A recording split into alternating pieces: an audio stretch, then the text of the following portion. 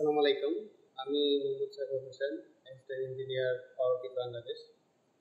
আমি এর আগে ছিলাম নেসকোতে, তার আগে ছিলাম ওয়েস্ট জোনে, তার আগে ছিলাম আমি বিমানবন্দর এয়ারলাইন্সে, তার আগে আমি ছিলাম আরবিতে, পল্লীবিদ্যুৎ সমিতি। তার মানে আমি মোট 7টা জব পাইছি এবং ভাইভা অ্যাটেন্ড করছি আমি প্রায় 15টা। তো আমার যে জব প্রিপারেশন স্ট্র্যাটেজি ছিল সেটা একটু ভিন্ন ছিল। সেটা হচ্ছে যে গতানুগতিক আমাদের জাস্ট ম্যাথ কোনো একটা বই কিনে নিয়ে ম্যাথ সলভ করে নেওয়া এরকম না। আমি যখন 4th ইয়ারে উঠি মানে 7 সেমিস্টার থেকে, তখন থেকে আমি একটু করে পড়া আমাদের সেমিস্টারের পড়ার পাশাপাশি আমি আগেরগুলো জাস্ট সার্কিট থেকে শুরু করে আমি থিওরিগুলো বোঝাতে থাকি। তার মানে আমার বিশ্বাস ছিল যে আমি যদি থিওরিটা ভালোভাবে বুঝি, আমার যদি থিওরি ক্লিয়ার কনসেপ্ট থাকে থিওরিতে, তাহলে আমার ম্যাথ সলভ তেমন কোনো প্রবলেম হবে না। আমি যখন বিএসসি পাস করছি, বিএসসি পাস করার পরেও আমি প্রায় 3-4 মাস বা 6 মাসের মতো আমি শুরু থিওরি সব কিছু রিভাইজ করছি, সবগুলো নোট করছি, এভাবে করছি। দেন তারপর আমি ম্যাথ সলভ করা শুরু করছি।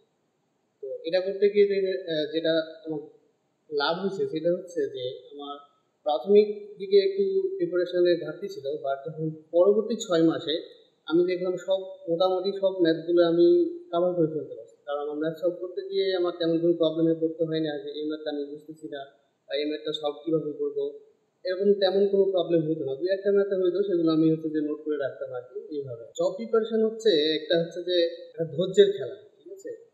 ধৈর্য নিয়ে পড়াশোনা করতে হবে এবং থিওরিটা ভালোভাবে কমপ্লিট করতে হবে। যদি থিওরি আমার কমপ্লিট ভালোভাবে হয় তাহলে আমার হচ্ছে যে পরীক্ষার হলে গিয়ে ম্যাথ সলভ করতে তেমন কোনো প্রবলেম হবে না, টেনশনে পড়বো না, প্রেশারে পড়বো না। ম্যাথ মানে হচ্ছে যে ম্যাথের স্টেটমেন্টে কী বলতেছে সেটা বুঝতে তেমন কোনো প্রবলেম হবে না।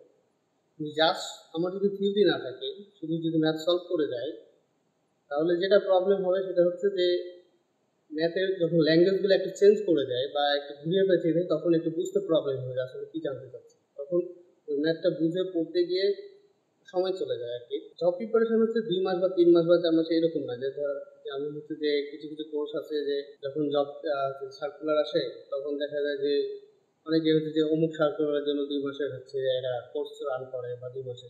তো জব প্রিপারেশন হচ্ছে 2 মাস বা 3 মাসে এরকম অল্প সময় না, এটা হচ্ছে যে দীর্ঘ সময় লাগবে। থিওরিটা ভালোভাবে যদি পড়া থাকে, থিওরি যদি ভালোভাবে ক্লিয়ার কনসেপ্ট থাকে, নোট আমার হচ্ছে যদি নিজে আমি যদি নোট বানাতে পারি, থিওরি ফর্মুলাগুলো নোট বানাতে পারি, তাহলে সেটা আমার সবচেয়ে বেশি উপকার। আমি সেরকমই হচ্ছে যে একটা কোর্স রান করতে যাচ্ছি আর কি, অ্যানালগ ইলেকট্রনিক্স। এর আগে আমরা হচ্ছে যে 2টা কোর্স অলরেডি শেষ করছি, এটা হচ্ছে নেটওয়ার্ক থিওরি এবং হচ্ছে কমিউনিকেশন সিস্টেম।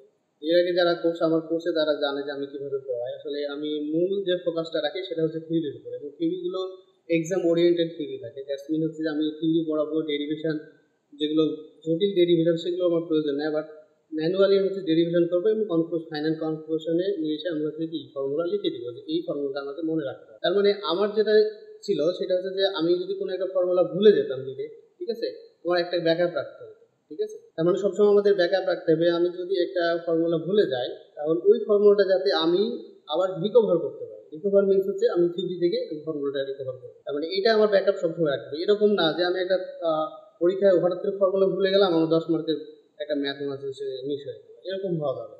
তার মানে আমাকে পড়াশোনাটা এইভাবে অ্যাকচুয়ালি আমাকে ডেভেলপ করতে। আমরা সেভাবেই হচ্ছে যে আমরা অ্যানালগ ইলেকট্রনিক্সটা আমরা সামনে 20 তারিখে শুরু করবো। এখানে আমরা থিওরি হচ্ছে যে ফোকাস থাকবে, থিওরির সাথে সাথে আমরা ম্যাথগুলো সলভ করবো, ঠিক আছে? নোটস প্রোভাইড করা হবে যেগুলো হচ্ছে বিভিন্ন জায়গা থেকে আমরা কালেক্ট করা, ঠিক আছে? আমরা ইন্টারনেট থেকে বিভিন্ন কালেক্ট করবো, নিজেরও কিছু আছে। মেইনলি হচ্ছে যে সবচেয়ে বেশি আকর্ষণীয় যেটা হচ্ছে সেটা হচ্ছে আমার নিজের একটা নোট বানানো আছে, সেটা হচ্ছে ম্যাথ নোট, অনলি ম্যাথের নোট। এখানে প্রায় 410টা মতো ম্যাথ আছে বিভিন্ন বই থেকে। বিভিন্ন বই মানে মিনস হচ্ছে আমি জেনারেলি 3টা বই নিয়েছি। একটা হচ্ছে বয়েল স্টেটের বই নিয়েছি অ্যানালগ ইলেকট্রনিক্সের, হচ্ছে স্মিথের, এবং হচ্ছে একটা ফ্লয়েডের বই। মেনলি 3টা বইয়ের হচ্ছে যে সবগুলো ম্যাথ, দ্যাটস মিন হচ্ছে যে এক্সাম্পল থেকে শুরু করে হচ্ছে যে এক্সারসাইজের যে ম্যাথগুলো আছে সেগুলো সবগুলো সলিউশন সহ দেওয়া আছে, যেগুলো হচ্ছে এক্সামে আসবে। তো এই সলিউশন সহ যে ম্যাথটা দেওয়া আছে এখানে, এই পিডিএফটা আমার হচ্ছে এনক্রিপ্টেড করে আমি হচ্ছে যে যারা কোর্সে পার্টিসিপেট করবে তাদেরকে দেওয়া হবে। এটাতে সুবিধা হবে যে বিশেষ করে যারা সেকেন্ড ইয়ার, থার্ড সেমিস্টার ও ফোর্থ সেমিস্টার, যাদের অ্যানালগ ইলেকট্রনিক্সের কোর্সটা শেষ হয়ে গেছে, তাদের জন্য খুব উপকারী হবে। তারা হচ্ছে যে এখন থেকেই ম্যাথগুলো সলভ করতে পারবে আর কি, যে সলভ করলে যে আগে থেকে প্রিপারেশনটা গোছানো থাকবে আর কি। এবং এই কোর্সটা হচ্ছে যে যারা জব প্রিপারেশন আছে তাদের চেয়ে বেশি উপকারী হবে যারা হচ্ছে যে অলরেডি ইউনিভার্সিটির রানিং স্টুডেন্ট আছে, দ্যাটস মিন তাদের থিওরি পড়া হয়ে গেছে, তারা এখন হচ্ছে যে ম্যাথগুলো সলভ করবে আর কি। তো ম্যাথগুলো সলভ করে এর প্র্যাকটিসের মধ্যে থাকলো, আবার হচ্ছে যে আমার থিওরিগুলো সে অবসর সময়ে হচ্ছে যে ক্লাসগুলো দেখতে পারে যে কীভাবে পড়ানো হচ্ছে বা কিছু টেকনিক কীভাবে কিছু কিছু স্পেশাল টেকনিক ইউজ করে হচ্ছে যে ম্যাথগুলো সলভ করা হচ্ছে, এইগুলো হচ্ছে যে তাদের এক্সামে খুব কাজে লাগবে।